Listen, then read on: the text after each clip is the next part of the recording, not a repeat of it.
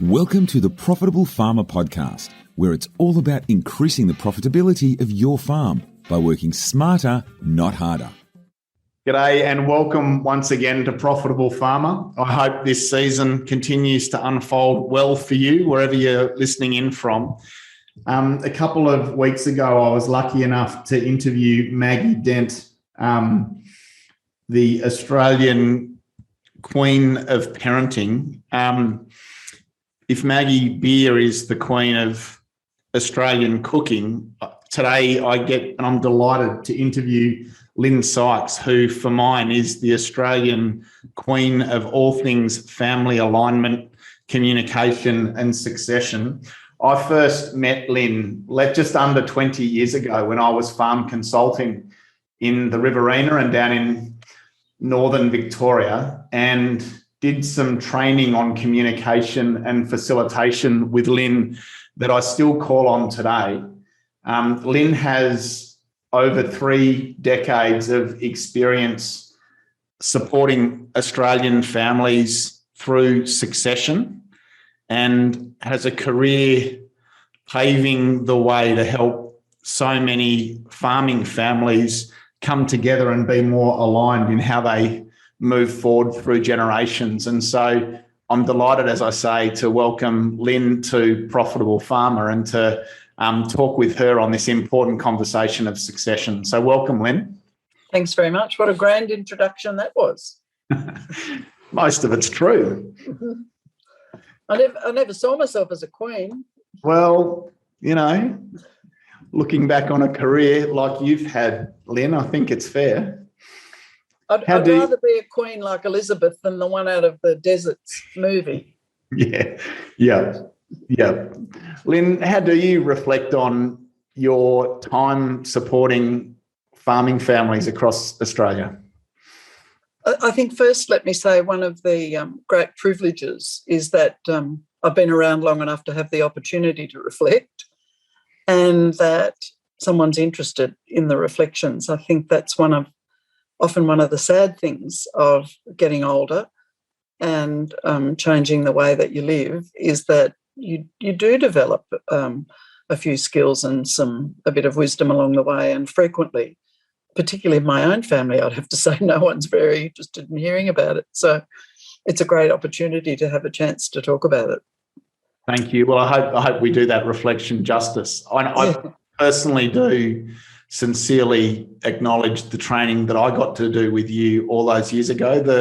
The succession that you facilitated for our family had lasting implication and continues to. So, I'm delighted to have some time with you and hopefully do your career some justice. Yeah, it's always, I think you might remember when we spoke on the phone last week when you reminded me that I'd done a family meeting for your family. My standard question is, was it helpful? Because I can always sigh a bit of relief when people say, yes, it has been helpful, because I'd say at least 50% of the time people would say, no, it was a freaking disaster. So it's nice to be around long enough to hear that some of the things that you've done with the best of your ability have turned out well for people as you had hoped they would. Yeah, I think it's fair to say in succession that you as the facilitator can't control the outcome. That's up to the family, but certainly the way you turn up to families and the way in which you inspire a better dialogue, I think for me it's second to none. Oh, thank you. It's interesting that you connected Maggie Beer to food, because one of the things that I frequently say is that running a succession meeting is like baking a cake. You can follow the recipe, but if your ingredients are dodgy, then the cake ain't going to rise. So, my ability was always to help people get to an agreed endpoint so that their other professionals, as solicitors and accountants, could then tell them how best to get to that endpoint. But frequently, a lot of water had already gone under the bridge before I had any contact with the family, and bit like what's planned on the Macquarie at the moment, there's a lot of things as the water's going under the bridge that cause long-term damage that tends to surface when you put people around a table and create an environment that's safe enough for them to say whatever they need to say. So, Lyn, what was and what is your approach to facilitating a family meeting? How would you go about it? I think a bit like the training that you've mentioned that you did, I'm not an academic, so anything that I've learnt by the very sophisticated suck it and see method, doing more of what worked and less of what didn't work, really. I came to the work by accident with a belief in family, really. I think one of the things that in the early days set me apart from a lot of the other people that were doing succession is that my interest was in families, in sustaining families, far more than sustaining businesses. And, to me, a really smooth succession path and one that I would deem as being successful is when both the family and the business are actually sustainable at the end.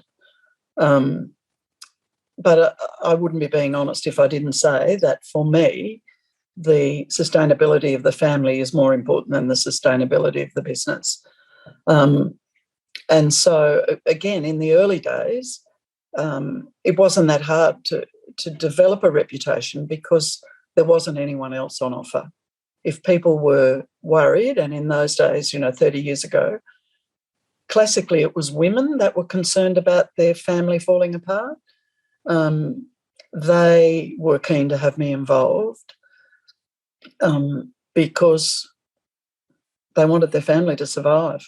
And I can't tell you how many people, when I asked them at the beginning of a meeting what they were hoping for out of the day, how many would say, I want us to be able to have Christmas lunch together, which always amused me because I'm not fond of Christmas at all, really. So I'm thinking, why would you want to do that? But anyway, that was a really important thing for many families. So I think if you're asking me what was the process that I followed, it is a bit of a recipe, but there are a whole lot of things dependent on whether the recipe will be successful or not. So the first thing that I do is to get some family history. So I draw a family tree, partly because it's a pretty harmless thing to do, and people learn stuff about the previous generations that they didn't know, which is often a really helpful thing.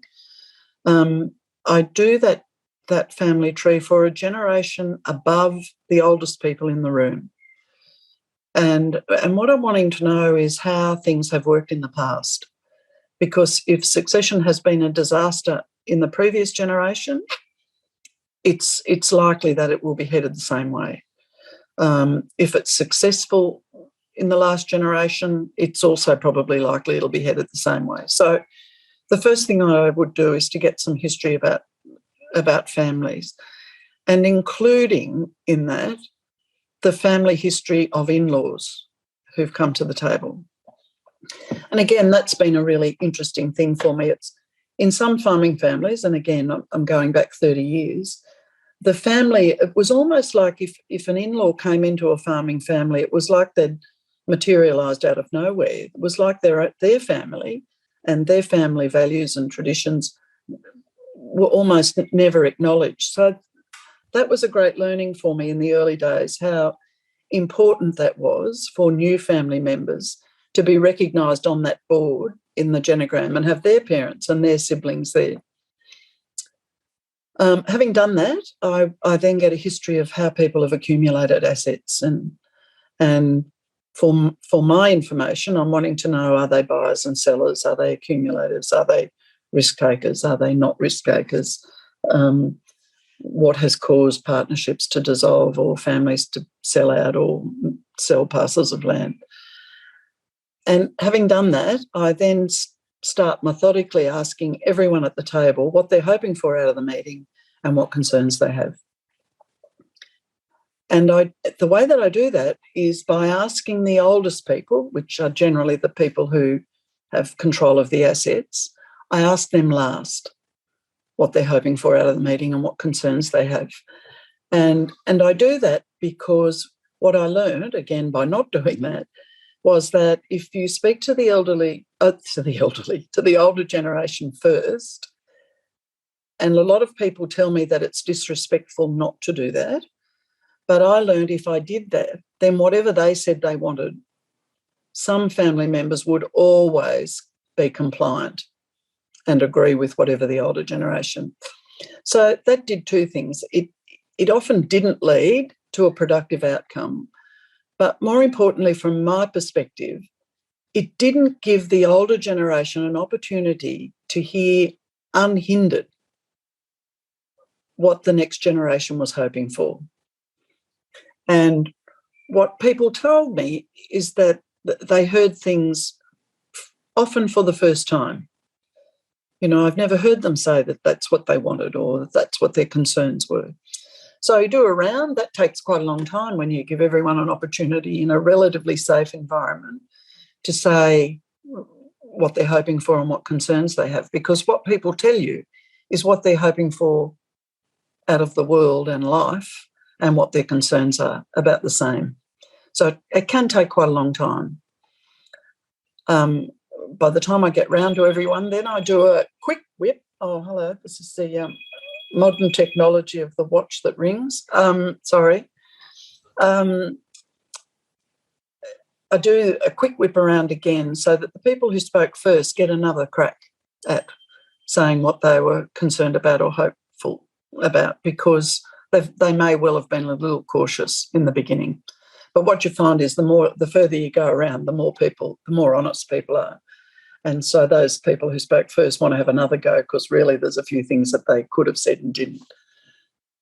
Having done that, it's often leading towards the middle of the day, given that I don't do this work anymore.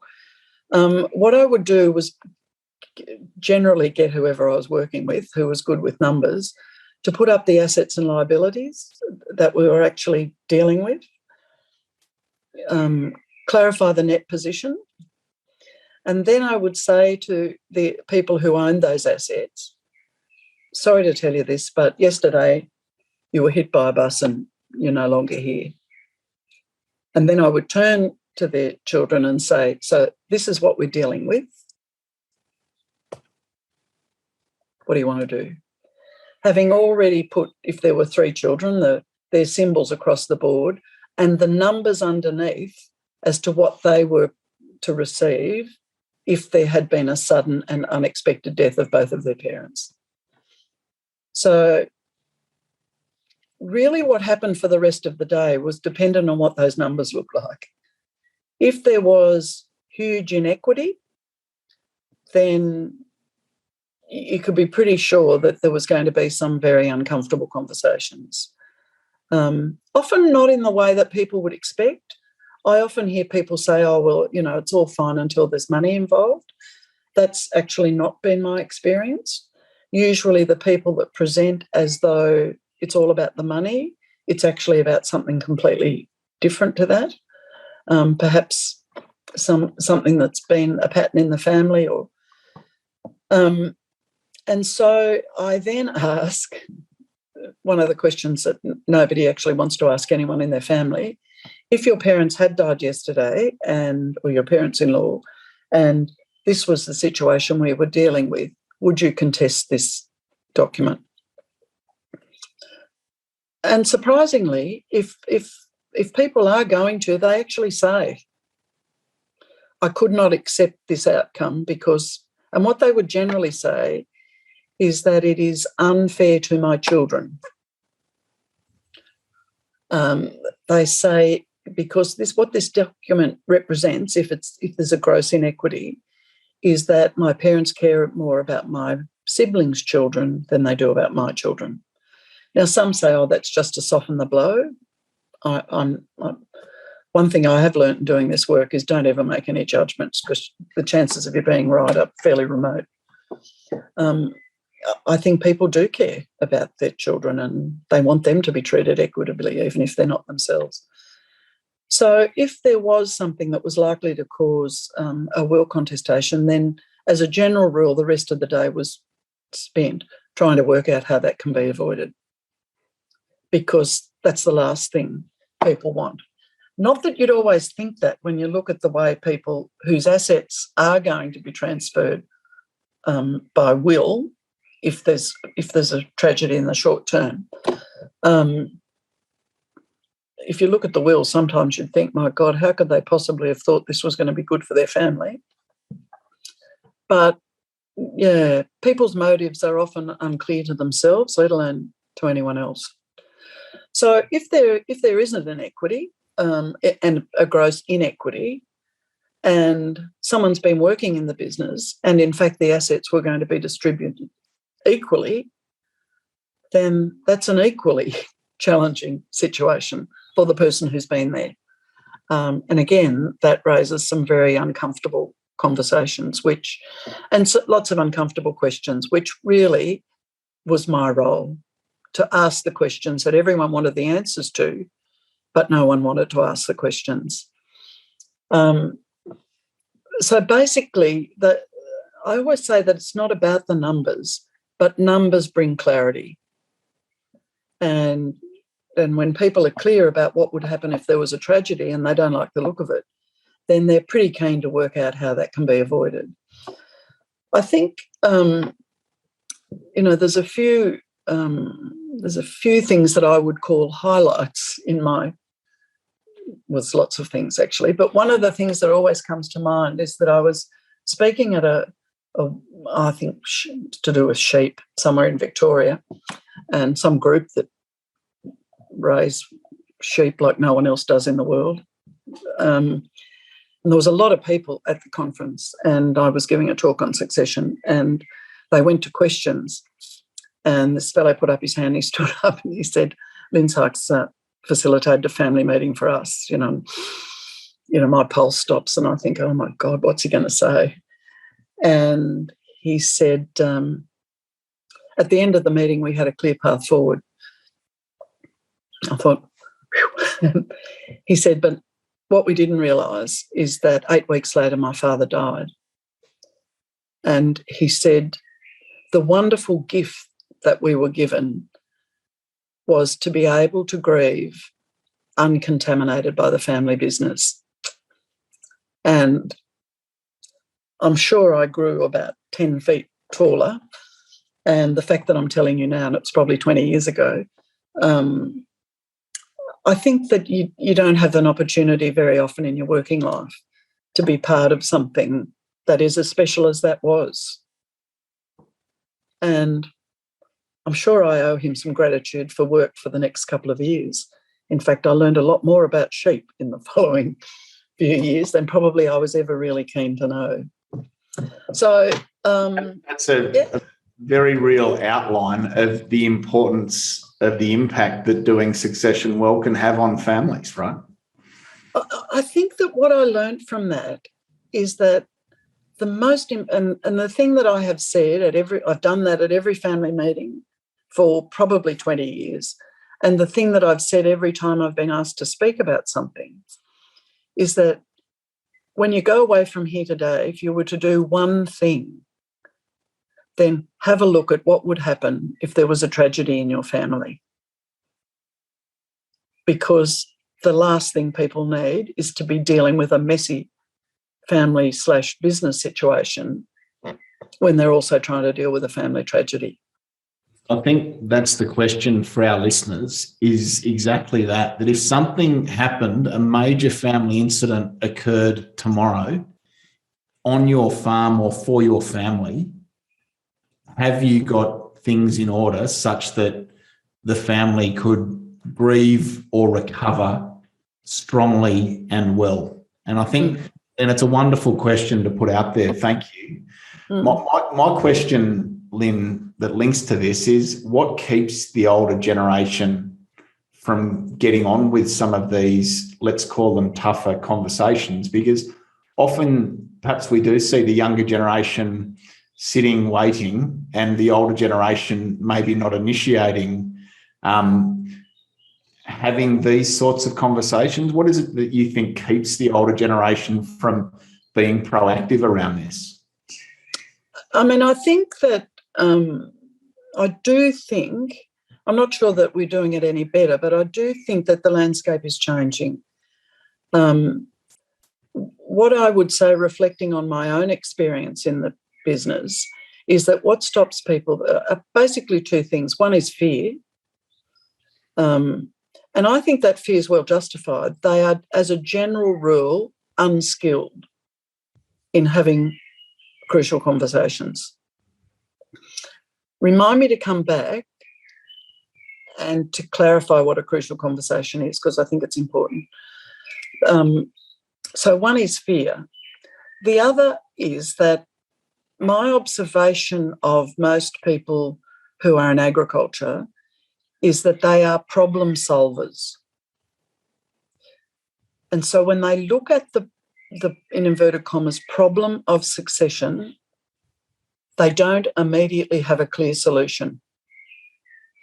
And when they don't have a clear solution, what they do is nothing. Yep. Now, I don't do family meetings anymore because I think I'm past it, and I got tired of that look of what would this old girl know when I walked into a room.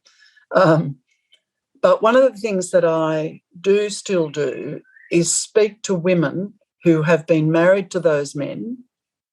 This sounds a bit gender biased, and it probably is, who have been married to those men who didn't know what to do, so they did nothing. They've died and they've left the problem to their wife to sort. And those women are unhappy, rightly so. They've been pushing to have something happen often in succession for many years. He drops off the twig and he leaves her holding this bag of crap, is how they describe it. The thing that I think is really clever about that process that you just described is that it has the family problem solving together for the day. Yeah. And it takes the pressure off, let's say, and again, being maybe a bit gender biased, the patriarch or the matriarch having to crack this nut by themselves and turn up with all the answers. Yeah. It actually allows the older generation to sit back and listen, and then for the family to problem solve together. And, I think that's good for everyone in the family, including the older generation and the in-laws and outlaws, that they've all got an opinion and a voice and a seat at the table, and that together they can, with your support, problem solve this challenging situation together. I think it's really clever. I think that, well, if it was clever, it was an accident, I can assure you. But, I mean, one of the things, I have adult children now, and, my eldest grandchild is 12, so I'm a fair way along the track. And, as we were saying earlier, sometimes I hear my children talking about things that they're managing in their careers, and I think, bloody hell, they're so smart. Like, I never realised they were as clever as they are. And it's not challenging to me because it's not threatening. I'm not comparing their cleverness with mine. So there's no power struggle there. And, I was having a conversation with one of my children who was thinking about, a career situation that he was in, and his partner said, look, if you're unhappy, just get out. And he said, oh, it's a really bad time for the organisation for me to do that. And she said, oh, that's ridiculous. And I said to them, well, if you want to stay working in this town, you need to behave in a way that is not going to discredit you in the future, because it's a smallish industry and, your credibility will be affected if you do one thing or the other. And a couple of weeks later, she's a very generous young woman, and she said, Tim asked me about XYZ the other day, and I told him what I thought. But then I said to him, you probably should talk to your mother because she's got a bit broader view than I have. And I thought, what a gift. It's a bit like the bloke at the conference. When you're in a competitive environment with your children, as you often are in a family business, you rarely get those gems coming back to you because everyone's trying to prove that their way is the right way. And their individual self-esteems are so much based on what they do rather than who they are. Yeah. And I think for me, often perhaps too, why that older generation don't lean into this necessarily early all of the time might also be around identity. If they're facing retirement and they're facing moving on from the farm by turning up to these conversations, and maybe this is what you're alluding to with that comment on fear. It's fear of loss of identity or something. Would you comment there? I think that I've always said that I used to always say there are three things that will affect how a family functions in succession, and then I learnt there was a fourth one. Now I probably think there's one overall one, but what I used to say was that the first thing that will influence a family coming to the table is their own family history. And you also need to remember that if you've got in-laws, you've got a lot of family histories coming to the table, merging. It's a bit like all the tributaries, running into a river, and they've all got their own story. So that's the first thing, is the family history. The second thing is the ability of the family to communicate. Most families avoid tricky conversations because they're hard, because they cause conflict, because people generally are not highly skilled. So you've got family history, you've got communication. The third thing is self-esteem, which is the thing that's in your own head. It's not about how other people see you. It's how I see myself in the privacy of my own head. And if I see myself as a Hereford breeder in Dubbo and somebody asks me to talk about succession, well, if I'm not that, what will I be? And in the early days, older men particularly used to say to me, they want me to move to town, but everyone I know that's gone to town's dead. Why would I be rushing to do that? And I think there is a really strong element of truth in that, is that, and I'll be 70 shortly. I hear my friends saying, you have to have a reason to get out of bed in the morning. Now, if the only reason you've had for 60 years or 50 years or 40 years or even 30 years, the only reason you've had to get out of bed is to run your farm, then it's difficult to replace that. I mean, one of the things I was delighted to hear you say about your organisation is that one of the things you're looking for, and these are my words, not yours, is for your agricultural families to have a better work-life balance. Now, to me, it's clear that that will contribute to the ease of succession. If people have other things in their life that consume their energy and that get them out of bed in the morning, then succession is absolutely going to be an easier process. But if you've got nothing else in your life, whatever that is, I mean, I know an orthopaedic surgeon who's 85 and is still doing insurance work because he hasn't got anything else in his life. I think you miss a lot if all your eggs are in one basket. So we've got family history, self-esteem, communication, and the last thing is the generation that you're part of. That there's a bit more on all of that in that little GRDC booklet that we put out on, one on succession and one on communication, a good few years ago now. They're certainly old now, but I'm not sure that anything that they contain has changed too much.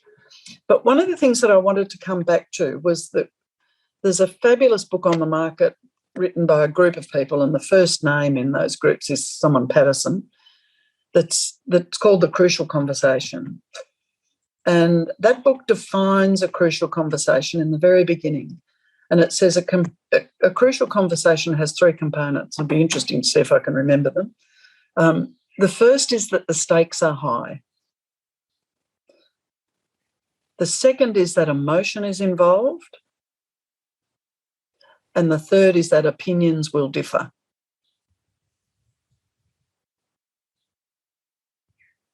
Feeling pretty pleased with myself right now that I remembered the whole three without the book here in front of me. But that's pretty significant. It absolutely makes sense. Stakes are high, emotions are real, and opinions will be different. Yeah. Yeah. That is what defines a crucial conversation to any other. Yeah. Yeah. And I mean, one of the things I think now that I have in-laws, my children's partners, I mean, every conversation I have is a crucial one. Because one thing I did learn in agriculture was how not to be a mother-in-law. It was clearly mapped out for me. And to this point, I've managed to maintain pretty good relationships with all my daughters-in-law and my one ex-daughter-in-law. I said I've gone from having 5 sons and 5 daughters-in-law from having 5 sons and 6 daughters-in-law now. I think family conversations are crucial. You know, I had a bit of a time chairing some water reform committees on the Macquarie. That's another story. Talk about too many noses in the trough for a scarce resource. And one of the things I learned about that work that was the same as succession is that people often, what really causes things to blow up is someone makes a careless comment. You know, it's not some necessarily earth-shattering conflict. They just make a careless comment, often just an aside. And it's like throwing a hand grenade into the middle of the table. It just implodes and bang, they're off. And, you know, once they're on the road, it just escalates exponentially in an amazingly short amount of time. So, I mean, one of the things about facilitation is to manage those careless comments immediately they happen, or even the careless eye roll or head throwback, or, you know, there are a lot of careless things that don't actually involve words that create misconceptions that people then believe, and so they look for evidence to support. And that probably speaks to the place of a facilitator, because without a facilitator, the rolling of the eyes and the body language can easily get missed when a family tries to navigate this on their own. Or it starts a whole chain reaction that the family are actually not aware even happens. You know, one of the facilitator's roles is to say, woo, did you see what just happened then? Because one of the things the facilitator does is they hold up a mirror to the family. And sadly, families don't always like what they see in that mirror. And so then it's the facilitator's problem, of course. And, you know, it's not a good facilitating issues around succession. It's a bit like getting old. It ain't for the faint-hearted. If you're very vulnerable yourself and have a high need to be liked, this is not the work for you. Yeah. Yeah. Could you have chosen a more difficult vocation, really, Lyn? Well, I didn't choose it. That's the thing. It's a bit like having 5 kids. I didn't choose that either. Both things sort of happened. And I came to the work a little like what used to happen in family businesses, was almost by accident. You know, an ag consultant came to a communications talk I was giving. He asked me to talk to his farming clients. He then asked me to run a family meeting. It was helpful. The word spread.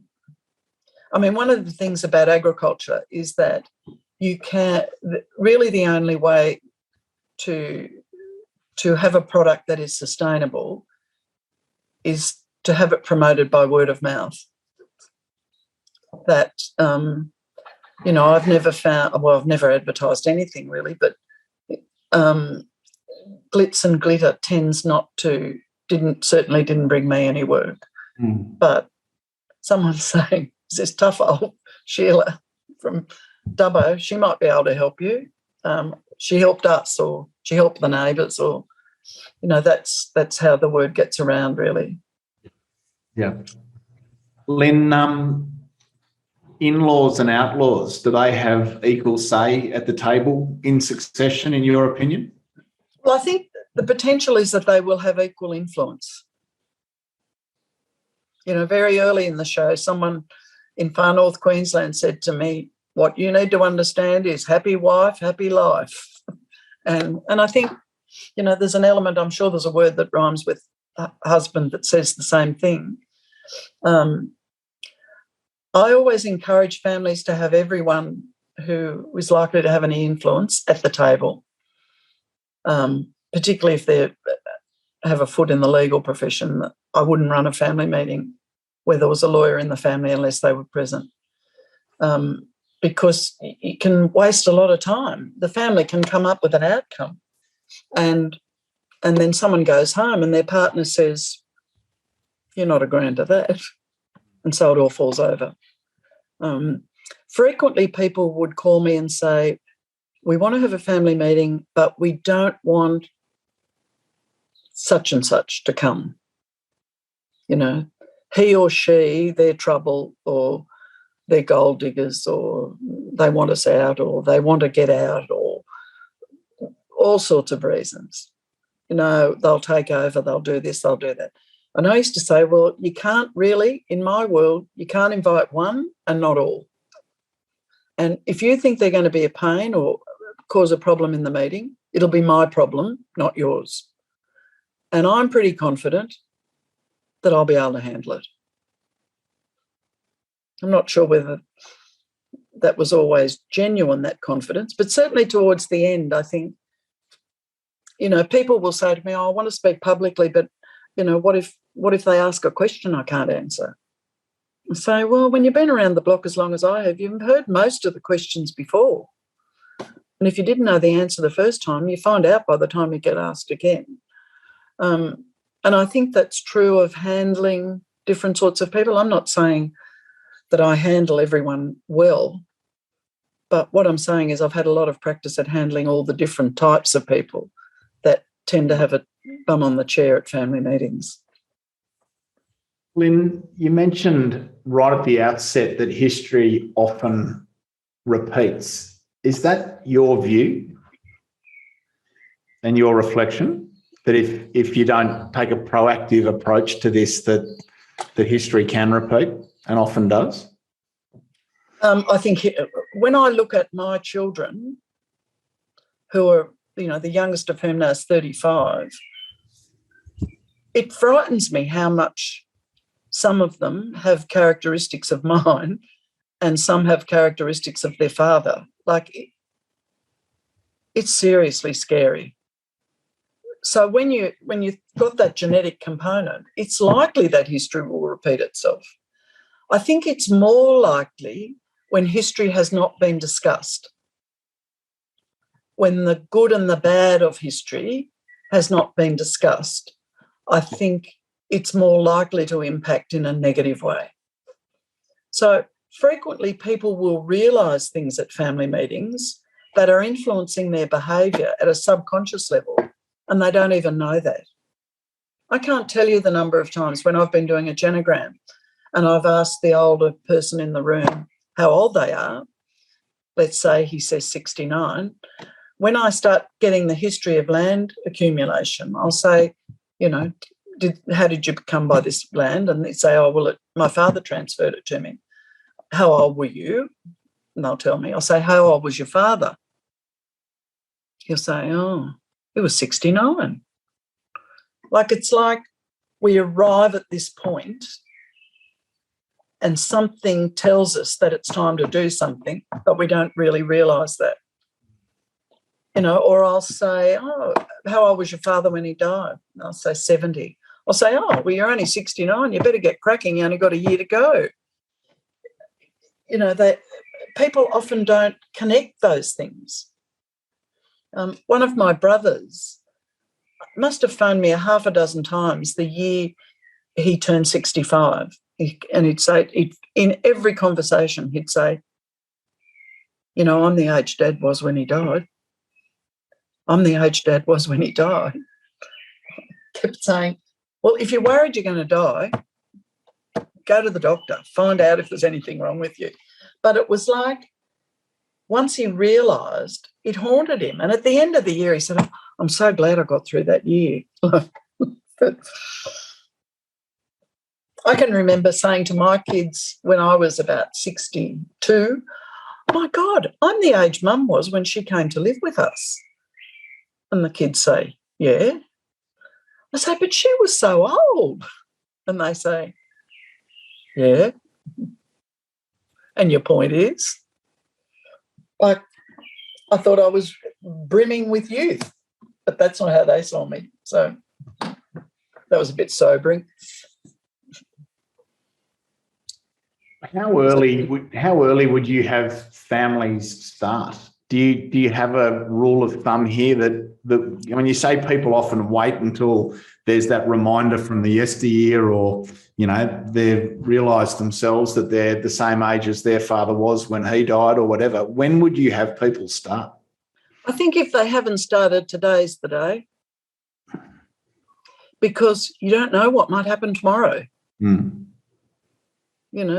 Succession is not always a highly planned process. I can remember doing a family meeting in North Queensland somewhere a lot of years ago, and this young couple, interest rates were not high at the time, but not low like they are now, and they had gone absolutely up to their neck in debt.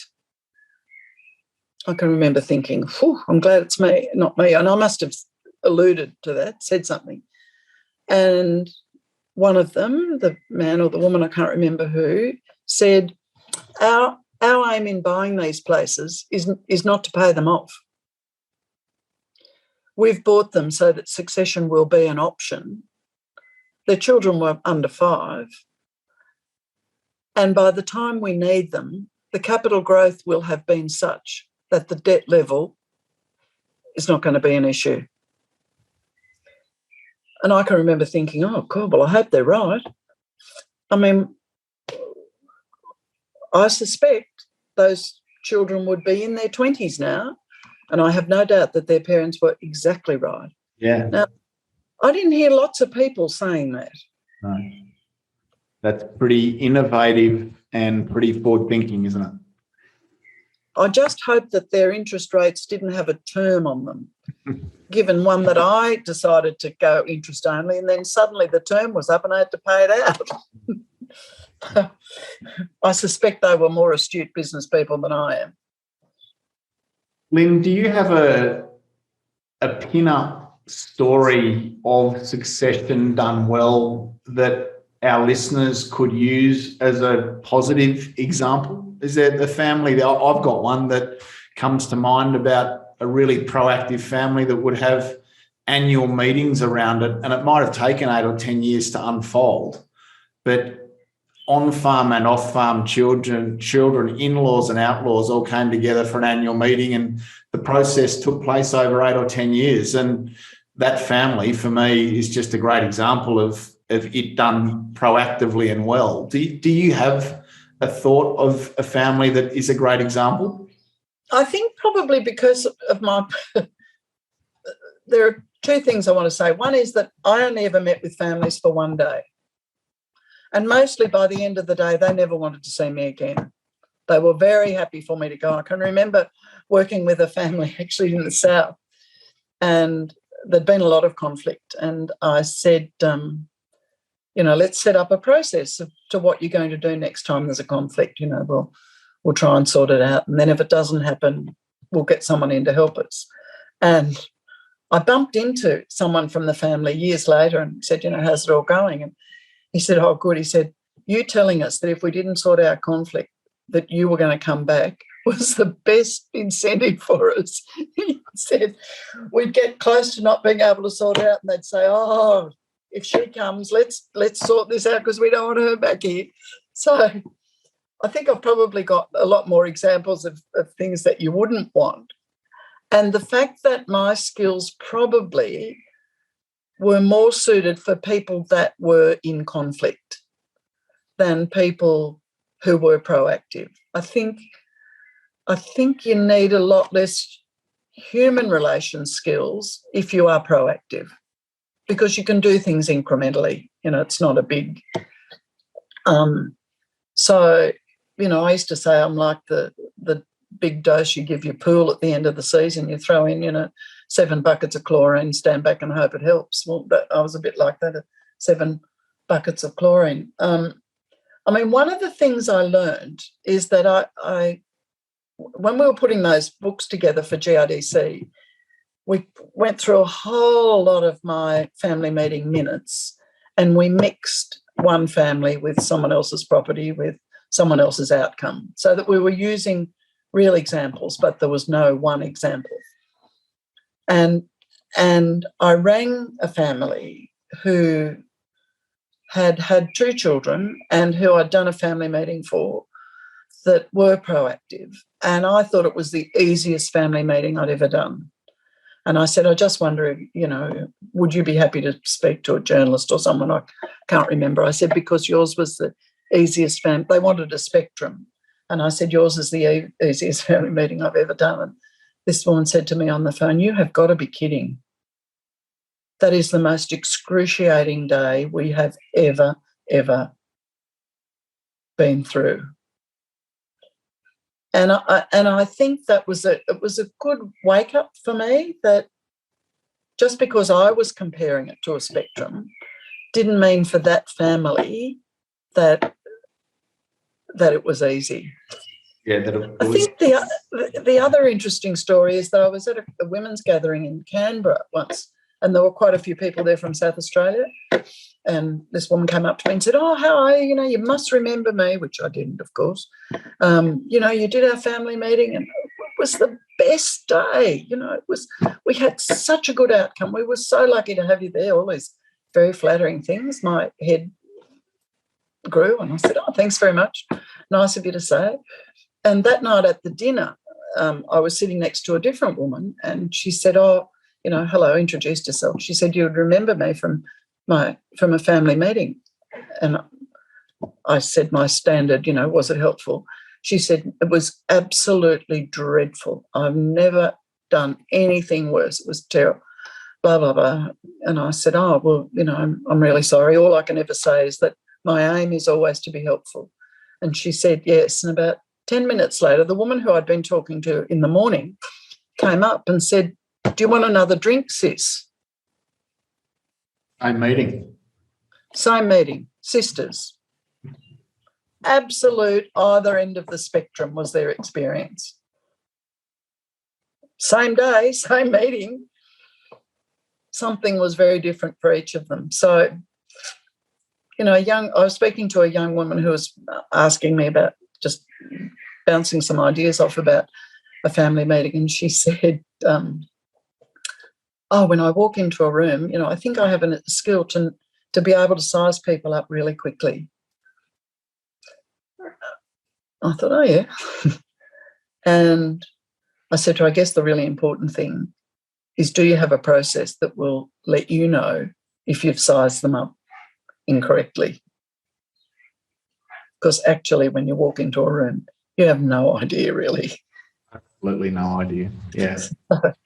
And even at the end of the day, 2 people have had the same experience and it's been completely different. So, then you talked about ingredients, and that succession is a bit like the baking of a cake. What are a hatful of those ingredients that make it good? I'm tipping one's respect, perhaps, between people. Well, it's interesting because I've been asked, because of my age and my retirement factor, I've been asked to give a few talks on reflecting on a career in succession. What are the key elements?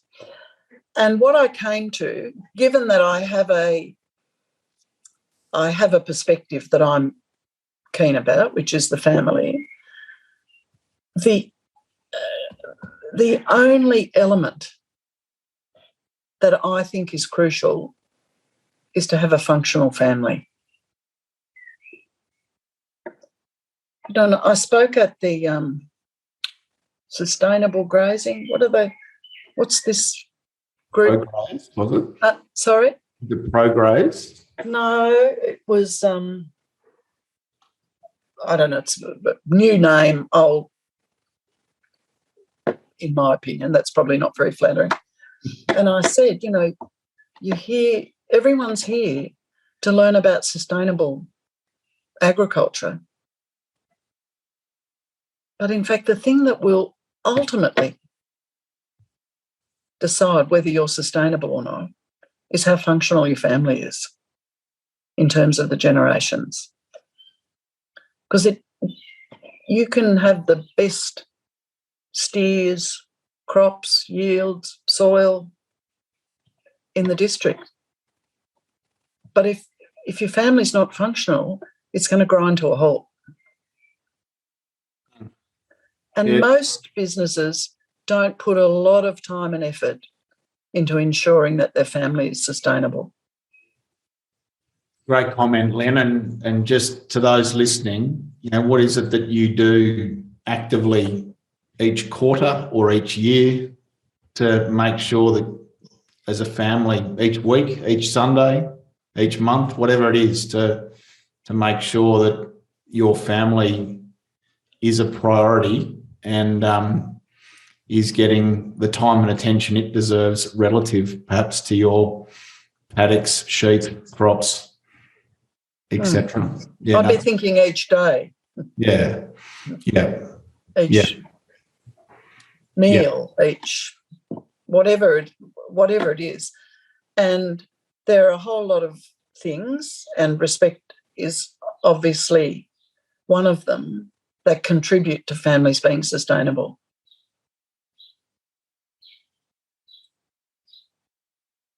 Thank you. Any other thoughts there, Lyn? I think there's a great training opportunity available for helping people communicate more effectively and make their families more sustainable. I think if you look at the time, the effort, the funding that goes into all the commodities, the thing that will trip it up remains family breakdown, whether it be divorce, succession, disputes between siblings. There's no quicker way. There's certainly no quicker way to burn up money in the court system. And there's nothing that we all get more benefit from than being in a family that's sustainable, or even around one. Would you comment on good business governance? If a family farm has a strong set of core values, a business plan, regular meetings, a good organisational structure, roles defined, expectations set, do you think all those things support a better succession outcome, or make succession a slightly smaller elephant to try and eat? Or do you think differently? I think they can. All of those things can. I'm not sure they always do. It's not that hard to draw up a document. The challenge is often living the document. Yeah, great comment, Lyn. So in rounding this out, Lyn, what would you say to the older generation? Is there a comment or a general piece of advice you'd offer the older generation in a farming dynamic?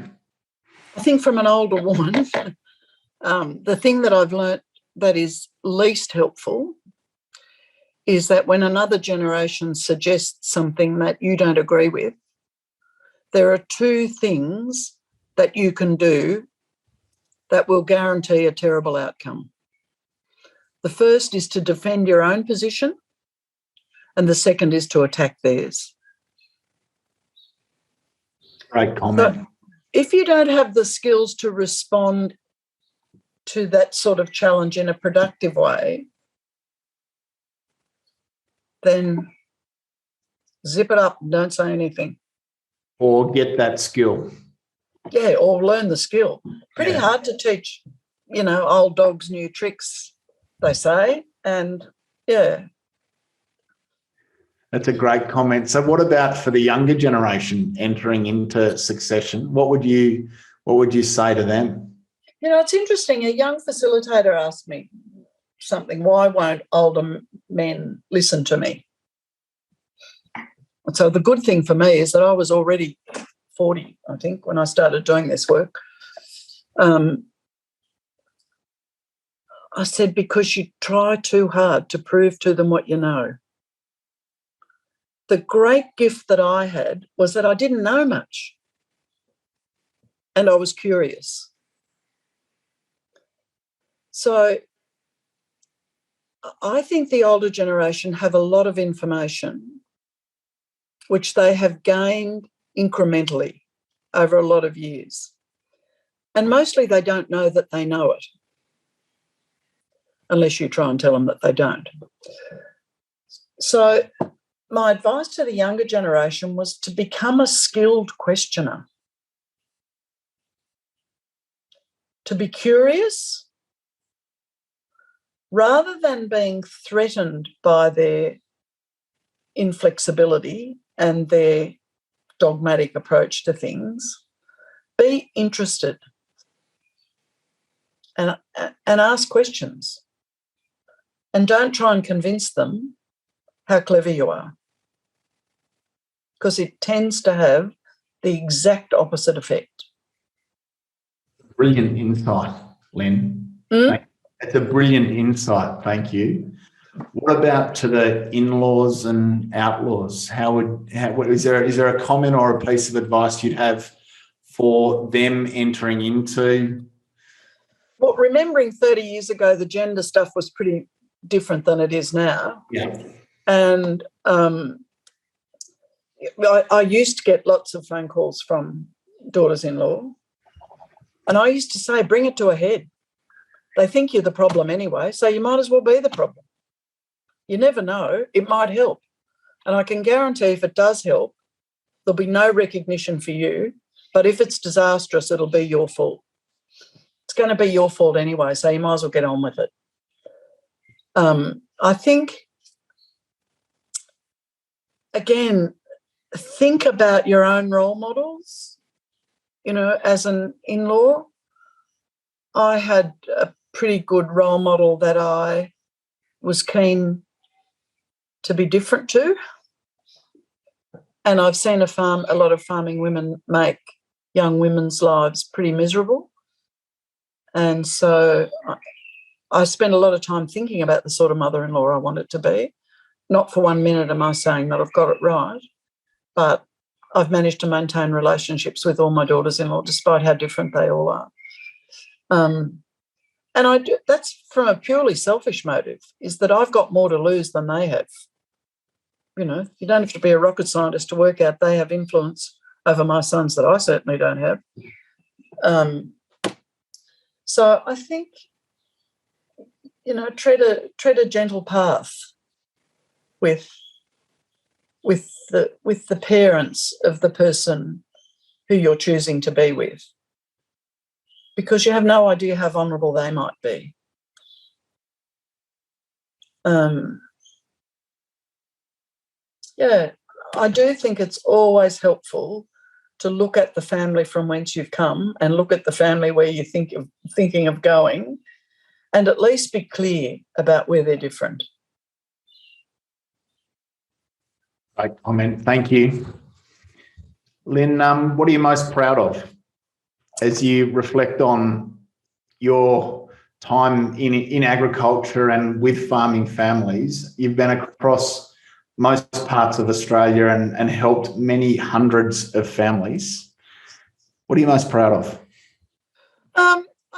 I think I'm proud that I can honestly and genuinely say my intention has always been to be helpful. I'm not saying that the impact was always what I hoped, but I think my intention was always to be helpful. I've had a really given that I came to this work via midwifery and relationship counselling, I've had a really charmed run, really charmed. I've been horrified about some of the things I've heard said about myself that I think were unfair. But also I've had the opportunity to be chuffed about some of the nice things that people have said. Apropos how you introduced me today. I mean, that's pretty nice because one of the things that happen as you age is that the amount of affirmation you get disappears radically. When I first was moving into retirement, one of my kids has got some childcare centres, and when I was feeling a bit down, I'd always toddle myself up to the childcare centre because there was nothing like the little people always love old people. So I'd come away feeling like $1 million because they'd all tell me how wonderful I was. So I still have teenagers now pass me in the supermarket and say, "Hello, Mama." So, yeah, it's if you've had an occupation where people thought you were helpful and they thanked you for that. And one of the things about public speaking is that most people are so terrified about it. Anyone that can stand up in front of the mic, they think is Jesus. So you get a lot of affirmation. And for my personality type, I like that. Some people, they say, oh, they hate clapping. Oh, I love clapping. It's a big slice of your life to disappear. People being and I can remember even when I went back to work as a midwife after my first baby was born, going home and saying, I couldn't believe how many people said thank you to me today. There tends to be not a lot of huge thanks going around when you've got little children, as I'm sure you're aware. Lyn, you mentioned in this that the most important thing is keeping that family together and having a strong family unit. You have 5 boys and 6 daughters-in-law. Daughters-in-law, and I think you said 12 grandkids. Is that right? Correct. What would be your sort of tip for how to foster strong families based on your personal experience? I'm not sure that my children would share my views. I'm always reluctant. I certainly don't hold myself up as any great role model for wife, mother, grandmother. But I think the wonderful thing that I have to give my grandchildren is time. And I think a lot more time than their parents have. I think one of my missions with my grandchildren is to encourage them to spend less time in front of screens. So I work pretty hard at trying to find interesting things for them to do, and I certainly don't always succeed. But I just like to do things with them, and I like to do things with my children. They're just less keen to do things with me than my grandchildren. They're very keen to do things. I noticed that I got a phone call very quickly when it was announced when New South Wales was coming out of lockdown. I think an hour might have passed, but not much longer. Just checking what you're doing next Saturday weeknight. Just wondered if you'd like to have the children. I said, of course I would. Love to have them. So, give the individuals in your family real time. Yeah, I think. And I think one of the things that's helped me in this work is that I had no background in agriculture and I came from an absolute working class family. I think curiosity. I'm curious about what my children are doing and I'm really interested. And for some of the 5, they enjoy sharing that with me, and for some, they don't. And so for me, it's about learning what are the paths to having a relationship that they want as much as I want. Well, Lyn, I can't speak for an industry. I'm nowhere near arrogant enough to think that I can, but I would like just for a moment to acknowledge the impact that you've had on many hundreds of families and probably thousands of people that you've spoken to at various workshops and training. I think the impact that you've had on those families, you say 50-50. I'm sure that it's different from that. But I think irrespective of the outcome, you've allowed for families to have crucial conversations at a level that they might otherwise not have. And even if succession hasn't always worked out, I bet relationships are stronger within individuals within those families for the process. So thank you. It's been wonderful. I've always enjoyed connecting with you. I'm grateful for the impact you've had on our family. And I genuinely mean that the training that you've given me around communication and facilitation was game-changing for me as a young professional. So that's very generous. Thank you. Thank you for your time today. It's just been great to dig into this really important topic. And again, congratulations on an amazing career. Thank you. It's been an absolute pleasure.